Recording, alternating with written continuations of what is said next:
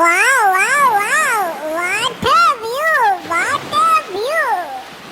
யப்பா குருக்களே, எதுக்குப்பா கடலுக்கு வந்திருக்கோம்?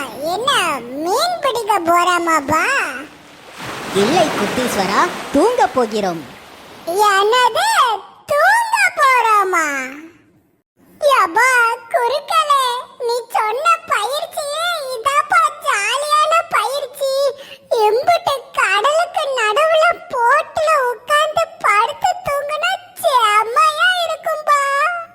போட்டில் இல்ல குட்டீஸ்வரா, நீ தண்ணீருக்குள் தூங்க போகிறாய். போ வெளியே.